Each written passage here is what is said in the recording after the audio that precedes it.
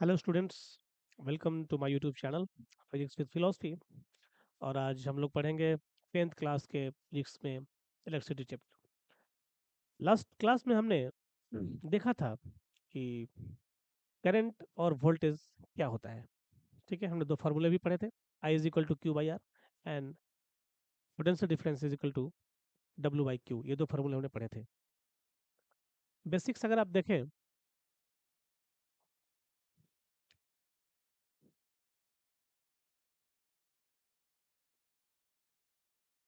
Suppose मैंने आपको बताया था लास्ट क्लास में कि अगर आपके पास सोडियम है और उसका एक इलेक्ट्रॉन चला गया तो क्या बचता है आपके पास? सोडियम का केटायन प्लस एक फ्री इलेक्ट्रॉन। अगर क्लोरीन है, क्लोरीन में अगर एक इलेक्ट्रॉन एक्स्ट्रा आ जाए, ठीक है, तो ये कैसे आता है? ये क्लोरीन प्लस बाहर का एक इलेक्ट्रॉन। ठीक है, सोडियम एक इलेक्ट्रॉन चला गया, केटायन बचा और इलेक्ट्रॉन। जितने भी मेटल्स होते हैं, ध्यान दीजिएगा, जितने भी मेटल्स होते हैं, मेटल्स के अंदर होते हैं फ्री इलेक्ट्रॉन। फ्री इलेक्ट्रॉन को समझिए जरा ध्यान से।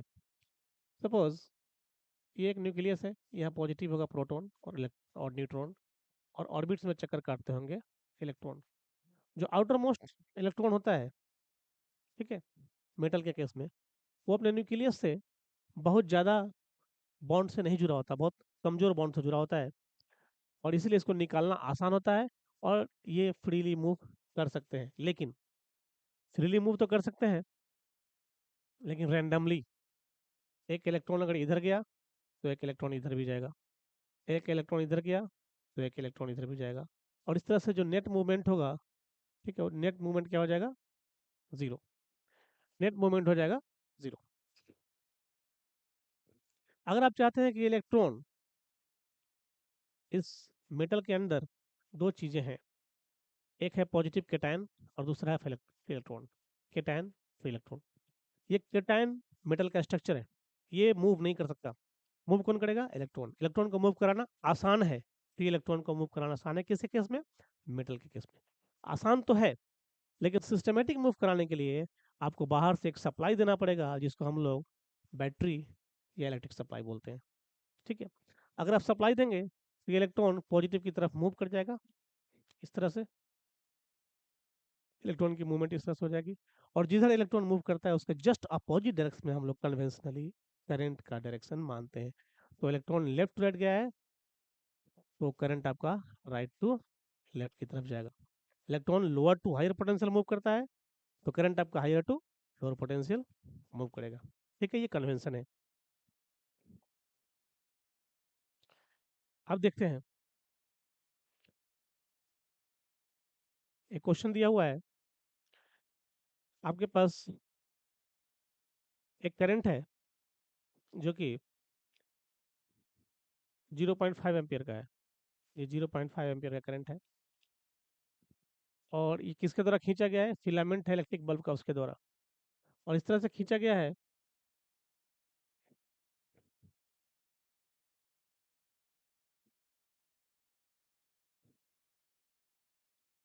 ये इस तरह से खींचा गया है कि इसको खींचने में 10 मिनट लगा है। ठीक है, तो करंट की वैल्यू आपको पता है, 0.5 एम्पियर लगा 10 मिनट। क्यू की value 0.5 ampere, time T is equal to 10 minute, और सेकेंड में बोलेंगे तो 600 सेकेंड। आपसे पूछा है व्हाट इज, सॉरी, आई की वैल्यू करें।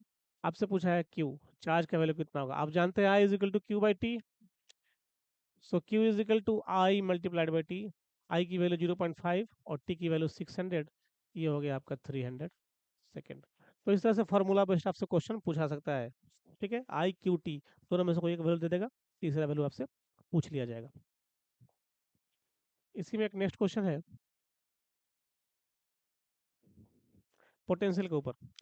हमने लास्ट क्लास में आपको बताया था कि एक चार्ज को, किसी चार्ज क्यू को एक पॉइंट से दूसरे पॉइंट तक मूव कराने में अगर डब्लू जूल एनर्जी खर्च होता है, वर्क करना पड़ता है, then W by Q is called potential difference. ठीक है, अगर Q की वैल्यू हम 1 रख दें then potential difference is equal to W। ठीक है, so potential difference is defined as the charge, potential difference is defined as the work required to move 1 coulomb of charge from one point to another point। 1 coulomb के charge को एक point से दूसरे point तक move कराने के लिए जितना काम हमें करना पड़ेगा उस अमाउंट ऑफ वर्क को हम लोग क्या बोलते हैं, पोटेंशियल डिफरेंस बोलते हैं। और इसका फार्मूला होता है P D is equal to, इसका फार्मूला होता है P D is equal to potential difference is equal to, potential difference is equal to work done divided by charge. इसके ऊपर एक क्वेश्चन यहाँ पे पूछ दिया गया, देखिए, how much work is done in moving a charge of 2 coulomb. Charge की वैल्यू देके रखा है आपको, चार्ज की वैल्यू आपको देके रखा हुआ है, having a potential difference 12 volt. Potential difference की वैल्यू भी आपको देके रखा है। आप जानते हैं potential difference is equal to work done divided by charge moved, और चार्ज की वैल्यू दिया है 2, पोटेंशियल डिफरेंस दिया है 12, so W is equal to 12 into 2 24, answer 24 joule. W क्या है, वर्क है, तो जूल इसका हो जाएगा यूनिट। ठीक है, इसके बाद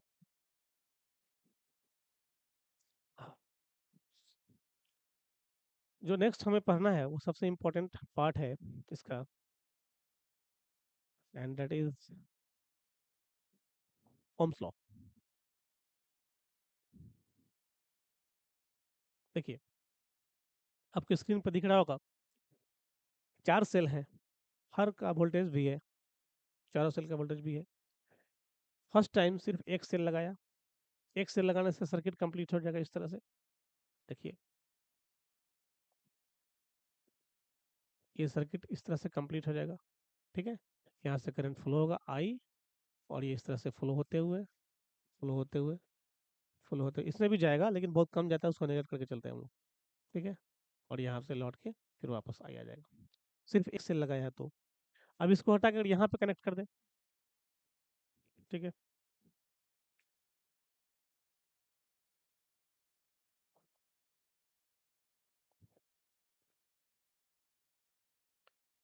अगर यहाँ से कनेक्ट कर दे सर्किट को, देखिए अब 2 भी हो गया, यहाँ से अब सप्लाई हुआ करंट का आई, इस तरह से मूव करते हुए आई आपके पास आएगा, और इस रास्ते से होते हुए वापस सेल में चला जाएगा। पहले भी था, अभी 2 भी हो गया। नेक्स्ट टाइम यहाँ से कनेक्ट करेंगे तो क्या हो जाएगा, 3 भी हो जाएगा, और जब यहाँ से कनेक्ट करेंगे तो ये क्या हो जाएगा, 4 भी हो जाएगा। देखिए, पहले भी लगाया, फिर 2 भी लगाया, फिर 3 भी लगाया, फिर 4 भी लगाया।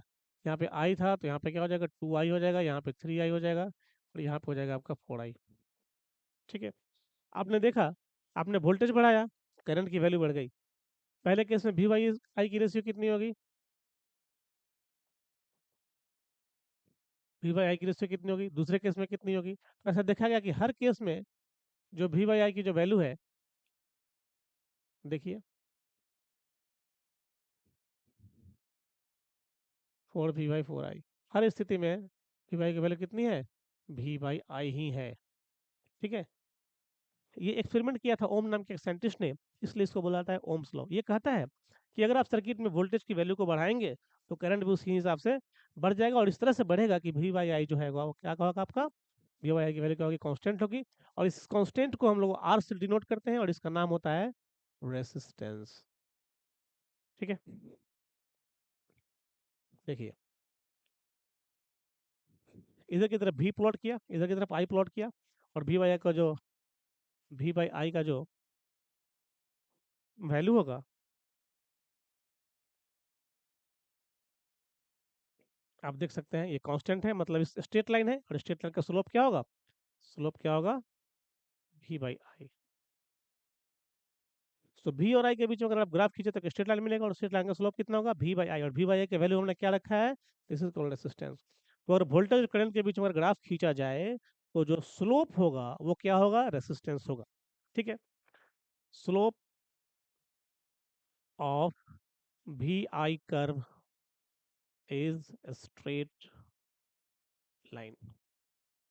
ठीक है, अब देखिए यहाँ से इस साइंटिस्ट ने कहा कि भी और आई क्या है, डायरेक्टली प्रोपोर्शनल है। अगर प्रोपोर्शनल साइन को हटाएंगे तो एक कांस्टेंट आता है आर, और इस तरह से फार्मूला हमारा बनेगा V is equal to I by R. ठीक है, this is called Ohm's law. Ohm's law. यहां से हम लोग आर को लिख सकते हैं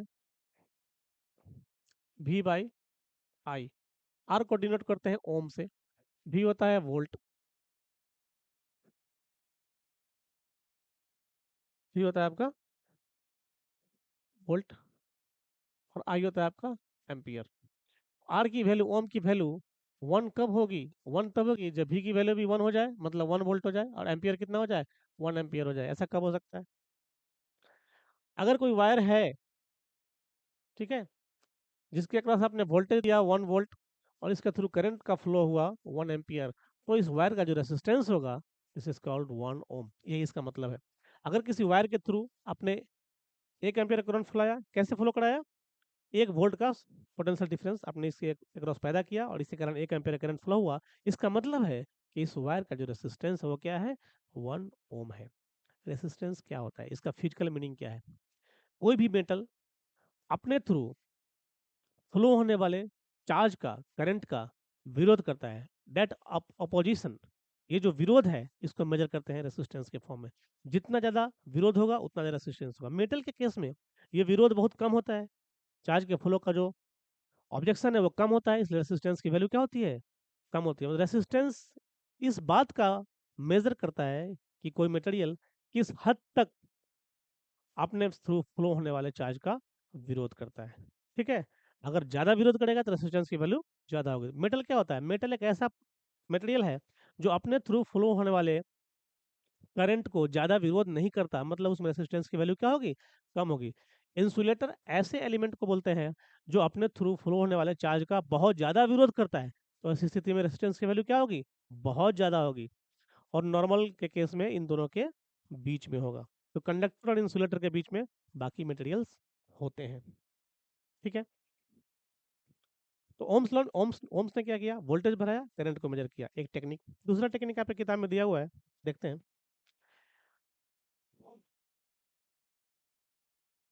देखिए, एक इस तरह का सर्किट बना के रखा है।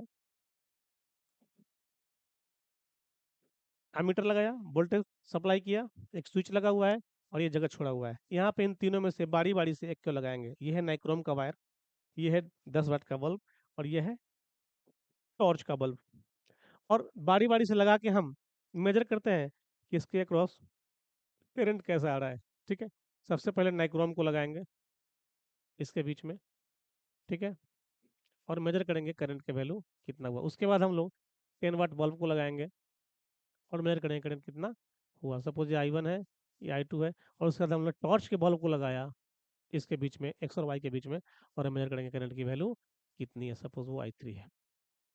ठीक है, तीनों मटेरियल अलग अलग है, तीनों का रेसिस्टेंस अलग अलग होगा। याद रखिएगा, इलेक्ट्रिकल सर्किट में कोई भी इलेक्ट्रिक अप्लायंस हमारे लिए सिर्फ एक रेसिस्टेंस होता है सर्किट में। चाहे वो बल्ब हो, हीटर हो, एसी हो, कूलर हो, फ्रिज भी, कुछ भी क्वेश्चन में लिख के दे दिया जाए, वो हमारे लिए सिर्फ एक रेसिस्टेंस होता है, और उसको सर्किट में हम सिर्फ एक रेसिस्टेंस से दिखाते हैं। मतलब अगर आपने नाइक्रोम लगाया तो एक रेसिस्टेंस है, एक बल्ब लगाया तो रेसिस्टेंस है, टॉर्च का बल्ब लगाया तो एक रेसिस्टेंस है। ये सारे रेसिस्टेंस ही है अलग अलग वैल्यू के। मतलब इस सिचुएशन में हम बारी बारी से डिफरेंट डिफरेंट मटेरियल इस्तेमाल कर रहे हैं, मतलब डिफरेंट डिफरेंट रेसिस्टेंस इस्तेमाल कर रहे हैं। अगर हम डिफरेंट रेसिस्टेंस इस्तेमाल करेंगे तो आप जानते हैं V is equal to I R. भी आपने कांस्टेंट रखा है, इसके अक्रॉस वोल्टेज वही होगा जो बैटरी का वोल्टेज है। भी आपने कांस्टेंट रखा है, तो आई क्या हो गया? I is equal to V by R, मतलब directly proportional to 1 by R. Resistance ज्यादा रखेंगे करंट कम मिलेगा, रेसिस्टेंस ज्यादा रखेंगे करंट क्या हो जाएगा? कम मिलेगा। रेसिस्टेंस कम रखेंगे करंट क्या मिलेगा? ज्यादा मिलेगा। तो इस तरह का रिलेशन है। मतलब अगर आप किसी सर्किट में रेसिस्टेंस की वैल्यू घटाते हैं तो करंट बढ़ जाएगा, अगर किसी सर्किट में रेसिस्टेंस की वैल्यू कम करते हैं तो करंट का वैल्यू बढ़ जाएगा। तो ये भी एक तरीका है सर्किट के रेसिस्टेंस करंट को चेंज करने का। पहला तरीका क्या था? वोल्टेज बढ़ाइए, करंट चेंज कीजिए। दूसरा तरीका क्या है? रेसिस्टेंस चेंज कीजिए, वोल्टेज सेम रखिए, करंट चेंज कर जाएगा। और तीसरा तरीका देखिए,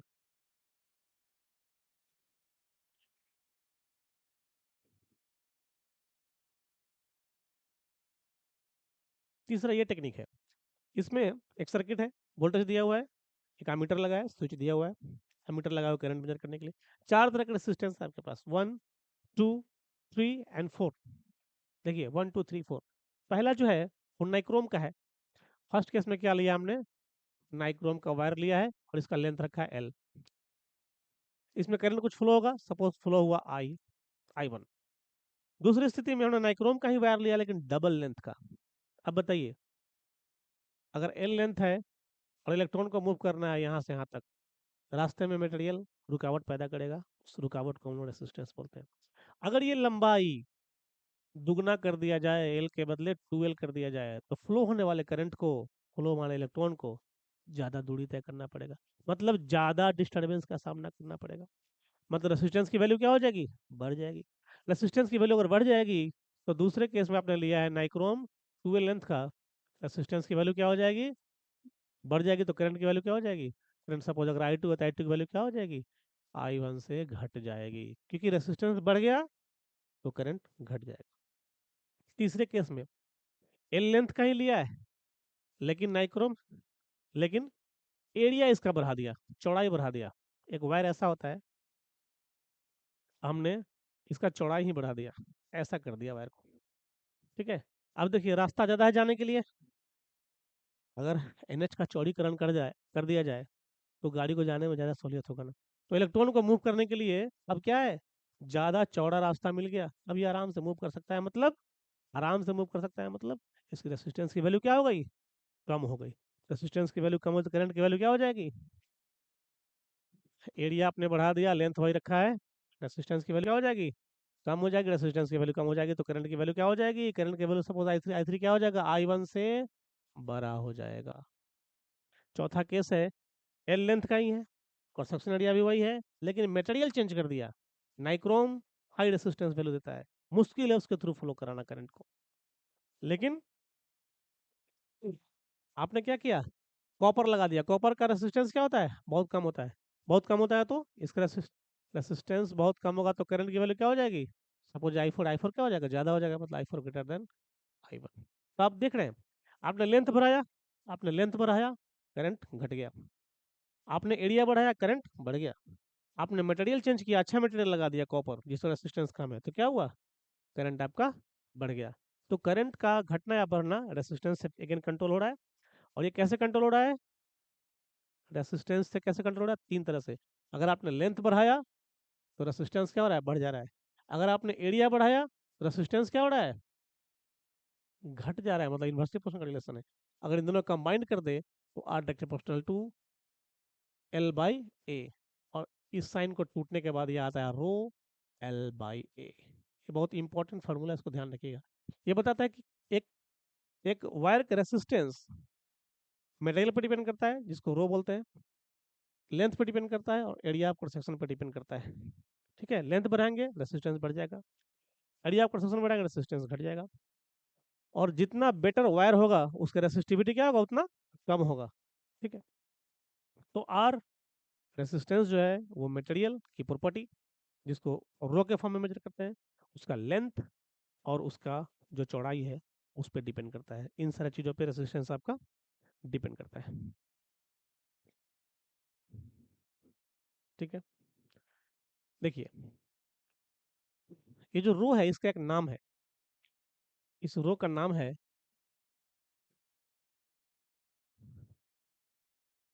इस रो का नाम है resistivity. Resistivity. So rho is equal to R multiplied by L divided by A को मीटर स्क्वायर में लिखते हैं, इसको मीटर में लिखते हैं, और इसको लिखते हैं ओम में। मीटर से मीटर कैंसिल आउट हो गया, कितना हो गया ये, ओम मीटर हो गया। सो रो जो हुआ आपका क्या हुआ, ओम मीटर हुआ। रो रेसिस्टिविटी की यूनिट क्या होती है, ओम मीटर होती है। रो को देखिए जरा ध्यान से, RA/L। अगर ए का वैल्यू 1 रख दे, एल का वैल्यू 1 रख दे, then rho is equal to what, this is R. मतलब रेसिस्टिविटी क्या है, ये रेसिस्टेंस। रेसिस्टिविटी क्या है, रेसिस्टेंस है कब, जब ये कंडीशन मीट करता है तब, मतलब इस स्पेसिफिक कंडीशन के लिए ये रेसिस्टेंस के बराबर है, मतलब this is specific resistance. Specific resistance, rho is called resistivity और specific resistance. And it depends upon the nature of the material. Rho किस पे डिपेंड करता है? मटेरियल के नेचर पे और टेम्परेचर पे। अगर आप टेम्परेचर बढ़ा देंगे, रो की वैल्यू बढ़ जाएगी, रो की वैल्यू बढ़ जाएगी, रेजिस्टेंस की वैल्यू बढ़ जाएगी। ठीक है, तो इन सारे चीज़ों पे रेसिस्टेंस डिपेंड करता है। लेंथ बढ़ाएंगे बढ़ जाएगा, एरिया बढ़ाएंगे घट जाएगा, और मटेरियल चेंज करेंगे तो रेसिस्टेंस की वैल्यू चेंज कर जाएगी। तो आपने देखा, सबसे पहले एग्जांपल में हमने वोल्टेज चेंज किया था, करंट चेंज कर गया था। दूसरे एग्जांपल में हमने रेसिस्टेंस चेंज किया, अलग अलग मटेरियल लगा, अलग अलग हमने अप्लायंस लगाए, नाइक्रोम वायर लगाया, बल्ब लगाया, टॉर्च का बल्ब लगाया, हमारा करंट अगेन चेंज कर गया। और तीसरा, रेसिस्टेंस का फिजिकल कंडीशन उन्होंने चेंज किया, लेंथ चेंज कर दिया, एरिया चेंज कर दिया, उसके मटेरियल को ही चेंज कर दिया। ऐसी स्थिति में भी क्या हुआ, आपके पास करंट की वैल्यू चेंज कर गई। इसका मतलब किसी सर्किट में करंट की वैल्यू चेंज करने के लिए आप वोल्टेज को चेंज कर सकते हैं, आप रेसिस्टेंस को चेंज कर सकते हैं, रेसिस्टेंस के फिजिकल पैरामीटर्स को चेंज कर सकते हैं, आप चाहे तो टेम्परेचर को चेंज कर सकते हैं। इन सारे तरीकों से सर्किट के करंट को हम लोग चेंज कर सकते हैं। ये पढ़ना था आपको ओम्स लॉ के अंडर। नेक्स्ट क्लास में हम लोग इससे जुड़े हुए न्यूमेरिकल्स को देखेंगे।